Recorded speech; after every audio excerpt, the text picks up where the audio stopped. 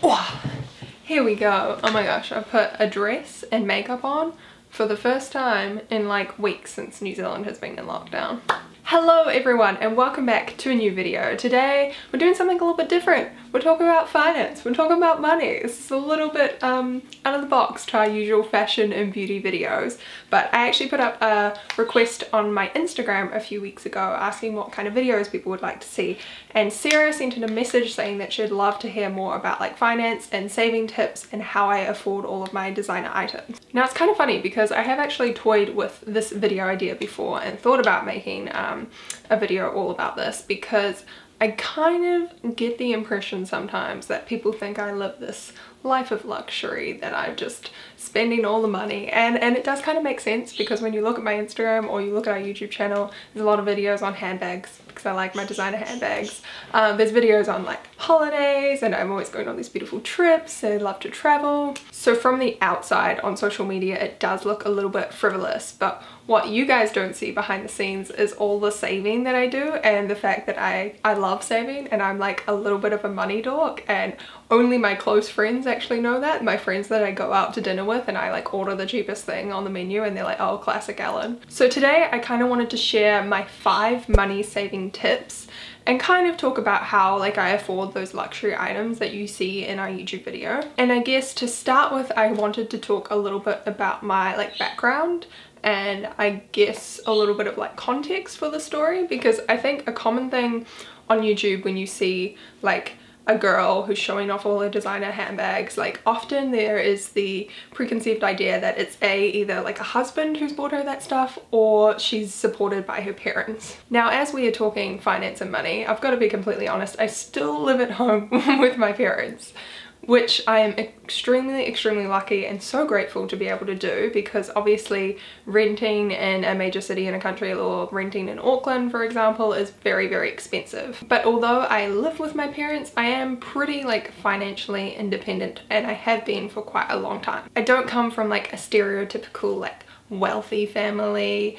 I have not got pocket money from my parents since I was probably like 10, and I was always brought up to save my money and to kind of think consciously around what I was spending. I also did not pay rent or board to my parents for quite a long time, which I'm again very lucky for, and I want to disclaim that because I know a lot of people may be watching this video and they're not as lucky or fortunate to be able to live with their parents. You know, I have a lot of friends who had to move out to go to university. It's quite a common thing. I will say though that I do now pay my parents' board. I've been doing that for a while now. I guess the agreement with my parents was they wanted me to like be able to save and pay off my student loan before I started paying board, which is really cool for them to do for me. So I guess the next thing that I wanted to talk about was jobs and making money. So I got my first job when I was 11 or 12. I was subcontracted by my older sister Tara, which you know if you've subscribed to our channel who Tara is.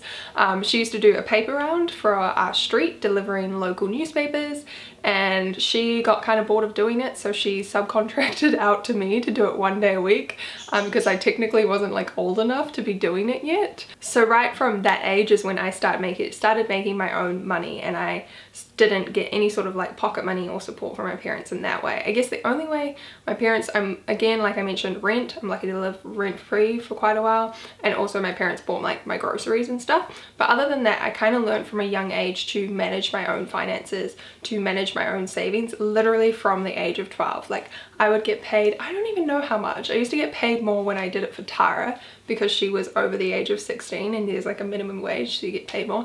Long story. Anyway, but I'm pretty sure like I then took over the paper round when I was like 13 to do it all on my own, and I'm pretty sure I only made like $10 a week or something. Like it was very minimal, but even though I was making such a low amount, I still put money away for saving. So instead of like going down to the dairy or like spending money buying lunch at the tuck shop, I would always save my money, and I would save it up for a couple of months, and then often with my best friend Erin we would go into Newmarket and we would have like a big shopping adventure, or what a big shopping adventure was for us.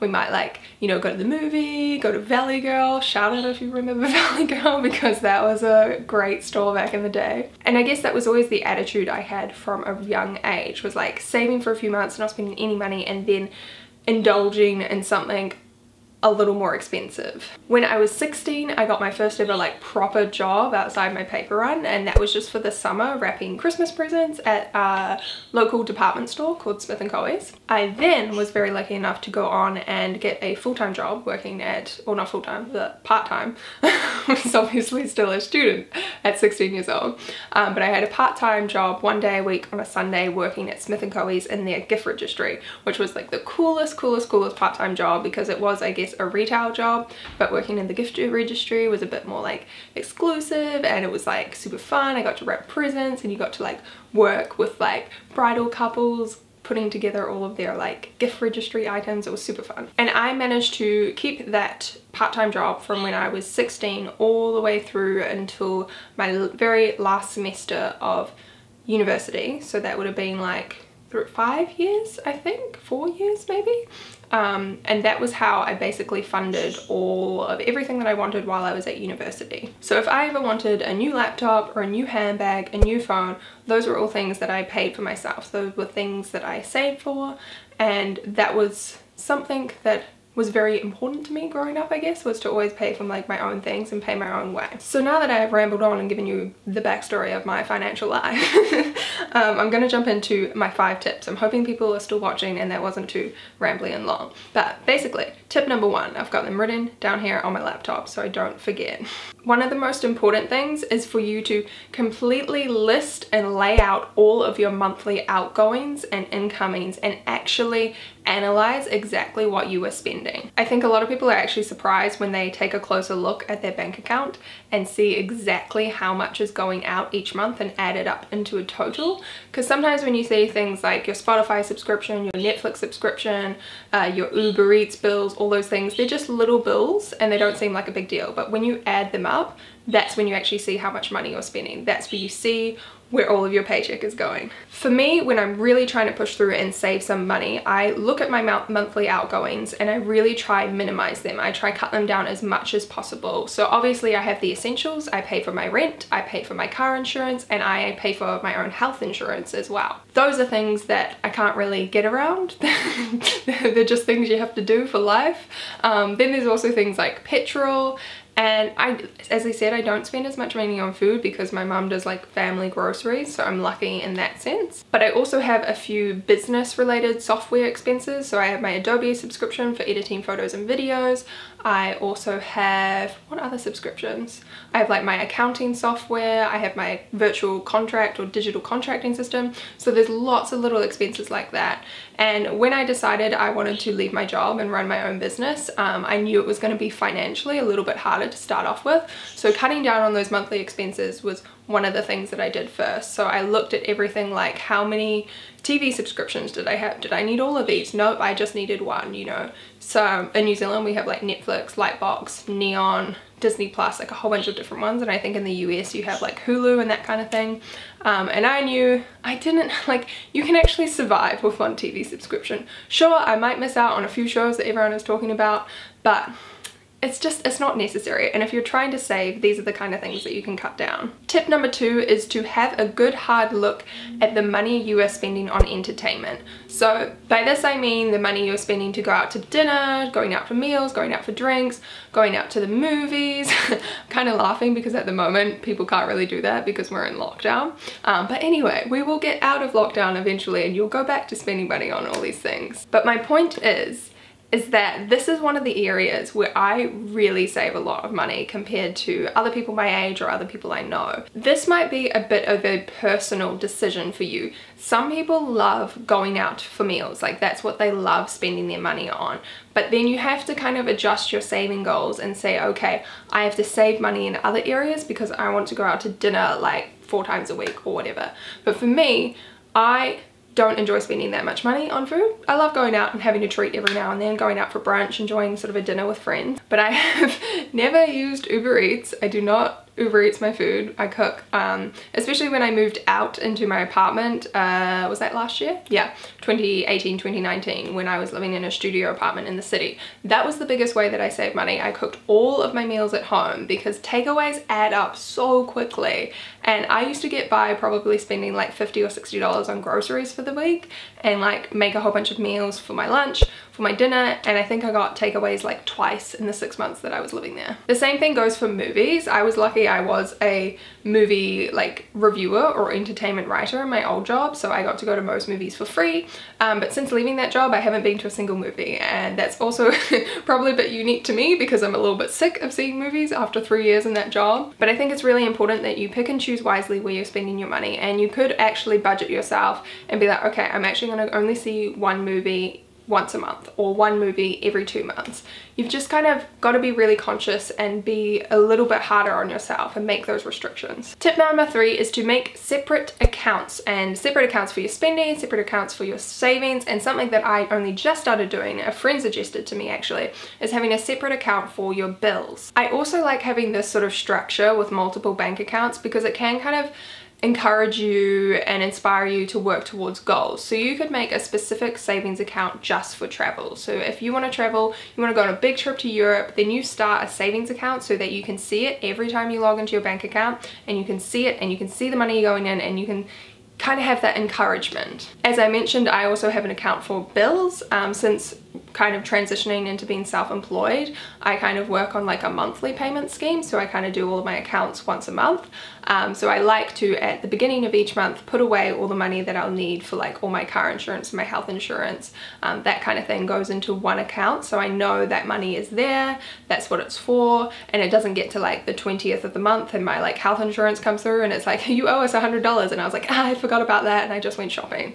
I think that's just a really easy way to handle your finances in that department. It's definitely something that I do when I'm saving for either like a big tech item like a new laptop, a new camera, a new phone, and what I'm sort of do when I'm saving for big trips. Like when I went to Italy, I had a savings account for my trip. Tip number 4 is to not buy anything if you do not have the cash. So what I mean by this is it's really important to limit all of your loans, to limit your debt, to limit your credit cards. I don't actually own a credit card, I only have a debit card, and I've never had a credit card in my life, which I probably do need to get soon because I need to start building up credit and whatever when you go and rent and you buy a house and that sort of thing. But I guess again it comes back down to the attitudes that I've sort of been brought up with around money from a young age, and it's kind of like I prefer to save for something and have all of the cash, then go out and buy it and sort of have to wait for it, rather than say putting it on a credit card and being like, oh, I'll pay for that at the end of the month. It's not something I can wrap my head around.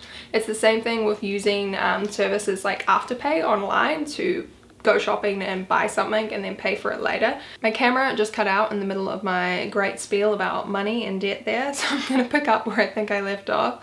But basically I was speaking about, you know, collecting up debt, and I think it's a bit of a slippery slope. As soon as you start putting a couple of things on a credit card or a couple of things using Afterpay, you kind of end up at the end of the month suddenly owing a lot of money. And if you're really trying to crack down on your savings, that is something that I would recommend avoiding for a while you sort of build up those savings and work towards your trip or whatever item you want to purchase. I personally am a big believer in only taking on loans or debt if you really actually need to. So for example, if you're buying a house, obviously you got to take on a mortgage. For me, I had to take on a student loan when I did my university degree. That's something that you can't really avoid in New Zealand unless, I don't know, unless you're a millionaire, unless you have lots of money. Do people do that? Do people pay for uni up front? I don't know. Wasn't in my options anyway. But the thing is, when you do take out these loans, I think it's very important to try keep them at a minimum. So for example, with my student loan, you took out the money that was related to your papers you were taking to the courses to pay for those, but then they kind of had these optional extras, so you could get like living expenses, and you could get $1,000 out. Can't remember if it was per semester or per year, but you could borrow $1,000, which obviously you only had to pay back once you started working, and it was an interest-free loan as well. So a lot of people looked at it like, oh, it's just like free money, like I'll pay it back in like years to come, like it's fine. And some people I know genuinely needed those extra sort of the living costs and the course $1,000. They actually needed that because of their financial situations. They might have been like living alone, they were trying to support themselves while going through uni, and like I said, I was very fortunate to be working a part-time job and to also be living at home rent-free. So I'm totally not trying to be like down on people who have to take extra money out for a loan, but what I'm trying to get at is there are people, and I know these people in my year or who I studied with, who would take out that extra $1,000 to spend on new clothes, to buy a new laptop which they didn't need. Their other laptop worked perfectly fine, and I think it's something people get caught up in quite easily. Like if they're borrowing some money, like if they're borrowing $20,000 for their degree, what's another $1,000? But it does add up very quickly, and you will find yourself in a few years to come wishing that you had not taken out such a big loan. And that is how I managed to pay off my student loan this year. I think it was the beginning of this year. So I'm 24 for context, and I graduated 3.5 years ago, and I've already paid off my student loan. And I did have some scholarship money that helped me for the first year of university, so that was really cool, but again, had to work for that, so I'm not gonna like discredit myself for that. But I think a big part of it for me was not taking out huge amounts of money, and that did mean that like maybe I didn't have all the fancy new clothes that people had at uni, and it was kind of a little bit sad sometimes because I was doing a comms degree and every girl there was just like dressed to the nines, and I like wanted to be dressed to the nines too.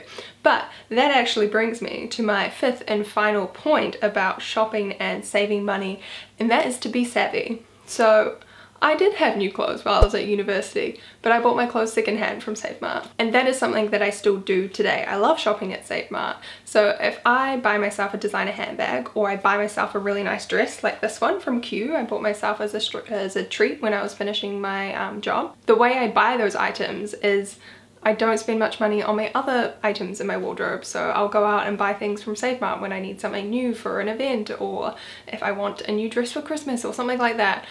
Secondhand shopping is such a great way to save money. And if you're not into secondhand shopping, there is always the option of just shopping the sales. So that is going to your local outlet stores, or just really looking online and sort of shopping around. You kind of need to cut back on your impulse purchasing. So you go on a website, you find a white t-shirt that you really like, or a white button-up shirt, and you're like, oh my god, I need this in my wardrobe, it's a really good item, I'm gonna be able to like style this, it's really versatile, it's seasonal or trans-seasonal, you know, it's timeless, blah blah blah blah. You've justified your purchase. But even then, you cannot buy that item straight away. So whenever I buy anything, to, you know, and taking money out of my savings account, I always think about the purchase for a number of days usually, or at least a whole day. And I'll also make sure I go check out other stores online to kind of get an idea of price, because you might decide on this really cool pair of black ankle boots and then find them on a different website for like 30% off.